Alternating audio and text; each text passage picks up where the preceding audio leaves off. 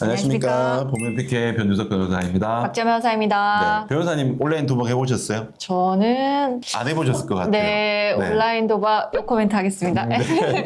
저는 사실 온라인 도박은 아직 합법적인 토토든 간에 해본 적은 없거든요. 네. 근데 주변에 정말 많이 하는 것 같아요. 맞아요. 제 주변 친구들도 합법적인 토토를 요즘 월드컵 기간에 많이 하는 케이스도 있고요. 하는데 불법적인 스포츠 토토도 너무나 만연히 퍼져 있고요. 그 과정에서 최근에 경찰이 특별 단속 결과 사이버 도박을 하는 사람 중에 절반 이상이 청소년이라고 합니다. 저도 그 기사를 봤는데 정말 네. 깜짝 놀랐습니다. 그렇죠. 어린 학생 때 공부를 열심히 해야 되는 시기에 이 도박을 통해서 도파민이 터지는 그 양상들이 전염되고 있는 것 같은데요. 이 부분은 크게 좀 많이 문제인 것 같습니다. 자, 이 관련해서 얘기를 해볼까요, 변호사님? 네, 저희가 사실 청소년을 지금 키우고 있기도 하고 맞습니다. 그리고 저희한테 찾아오시는 의뢰인분 중에 실제로 소년범들이 꽤 있는데 소년범들이 도박을 하게 된 경위 네. 그리고 도박으로 인해서 2차 범죄로 이어지게 된 그런 사정들에 대해서 오늘 좀 얘기를 해보고 싶습니다. 네. 사이버 도박 보통 어떻게 시작합니까? 시작하는 경로 중에 제일 많은 것은 친구들의 소개입니다. 네. 친구가 하니까 따라서 별거 아닌 것 같다. 특히 또래 집단에 영향을 많이 받잖아요. 청소년 맞습니다. 시기에는. 친구 따라 하게 되는 경우가 제일 많은 케이스인 것 같아요. 진짜 친구 잘 사귀어야겠네요. 정말. 또 있을까요? 그리고 두 번째로 워낙 스마트폰, 인터넷 이런 걸 많이 하잖아요. 그쵸. 저희도 사실은 몇 가지 사이트들을 들어가 보면은 도박 배너가 번쩍번쩍 하는 경우가 많습니다. 맞습니다. 저희뿐만 아니라 청소년들도 마찬가지겠죠. 그래서 스마트폰에 있는 광고 배너라든지 네. 그다음에 뭐 각종 사이트들에 있는 배너라든지 팝업이라든지 이런 걸 통해 많이 접하게 되고 또 문자 메시지가 무작위로 뿌려지는 경우도 많죠. 이 링크를 클릭하시면 온라인 어디 사이트에 접속할 네. 수 있다. 이런 식으로 되는 경우가 많습니다. 그게 한 몇 년 전까지만 해도 문자로 오는 경우는 많았던 것 같아요. 네. 요즘에는 거의 많이 없어졌는데 그게 왜 없어졌을까 생각하면 수사기관 추적이 쉬우니까 그걸 없어진 것 같은데 다만 오픈 채팅방은 네. 많이 광고가 되고 있죠. 최근에 또 늘어나는 그 도박 유입 경로 중에 하나가 네. 카카오톡 오픈 채팅방, 그다음에 맞습니다. 단톡방, 그리고 옛날에는 온라인 도박만 문제가 됐었다면 요즘은 채팅방 내에서 자기들끼리 내기를 하는 방식으로 도박을 하고 한돈을 걸고 네. 이런 도박도 굉장히 유행하고 있다고 합니다.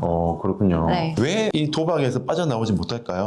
일단 도박은 게임 해보셔서 아시겠지만 네. 어떤 게임이든 좀 그 순간에 짜릿하잖아요. 그거를 뭐 우리는 도파민 중독된다 이런 네. 얘기를 많이 하는데 청소년 같은 경우에는 어떤 즐거움을 얻으면 계속해서 그것을 하게 되는데 네. 성인보다 더 취약하다고 합니다. 네. 연구조사. 그래서 조금 더 중독이 되는 구조가 되고 그리고 청소년은 도박이라는 용어에 사실은 친숙하지 않고 게임이라는 용어에 친숙해요. 그래서 저희는 그거를 돈을 걸고 하는 거를 도박이라고 처음부터 인식하는 반면에 청소년들은 이거는 게임이다 라는 시각으로 접근하는 경우가 굉장히 많다고 합니다. 그렇겠네요. 그래서 조금 더 가볍게 시작하게 되는 그런 경향이 있죠. 여기서 갑자기 궁금한 게 있는데, 네. 변호사님. 사실상 저는 주식도 도박 같거든요. 네. 그렇거든요.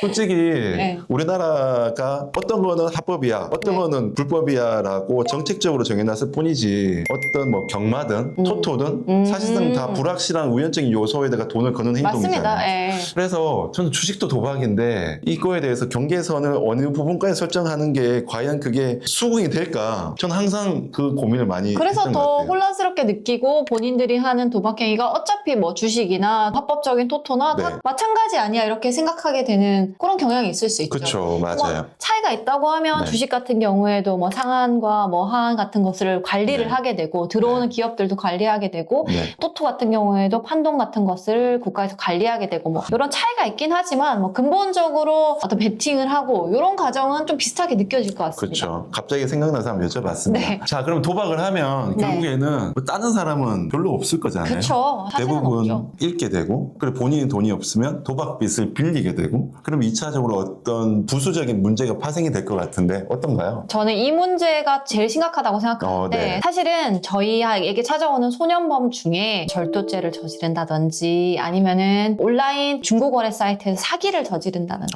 네. 이런 범죄를 저지르는 청소년들의 범행 동기가 도박 자금을 마련하기 위해서 굉장히 그러니까요. 많았어요. 네. 맞아요. 이거는 사실은 지금 애교 수준인 범죄들이고 더 네. 강하게 나아가면은 성매매 알선을 한다든지 맞아요. 아니면 온라인상에서 성착취물을 매수해서 그거를 익명의 사람들한테 돈을 받고 판다든지 맞아요. 하는 심각한 범죄로 이어지는 경우가 굉장히 많습니다. 제가 변호사님 최근에 사건도요. 그 딥페이크 아시죠? 네. 네, 딥페이크를 해서 그 관련된 어떤 성적 이미지를 만들어서 그걸 판 고등학생이 있었어요. 결국 그 돈을 벌기 위해서 하는 행동인데 그 돈을 벌기 위한 목적도 도박 때문이었던 그렇죠. 것 같습니다. 그래서 도박 자체도 문제지만 이 도박으로 파생되는 2차 범죄가 정말 심각한 문제다. 이렇게 말씀을 드리고 싶고 네. 그리고 최근에 이 도박을 하다 보면은 돈이 모자라서 막 사채를 끌어다 쓰는 경우도 있고 그 다음에 또 우리 통장 매매라 그러죠. 네. 전자금융거래법 위반. 그러니까 계좌를 만들기가 옛날보다 좀 쉬워지니까 이 계좌를 팔아서 돈을 버는 이런 또 2차 범죄에 연루되는 경우도 굉장히 많다고 합니다. 자, 그러면 청소년들이 도박 행위를 했을 때 그리고 적발이 됐을 때 실제로는 어떻게 형사적인 제재를 하고 있나요? 소년범 같은 경우에는 다들 아시겠지만 만 14세가 기준입니다. 그래서 네. 만 14세 이상인 경우에는 원칙적으로 형사처벌을 받게 되고 10세부터 14세까지는 촉법소년이라고 해서 소년보호처분, 소년원까지 가능한 소년보호처분을 받게 됩니다.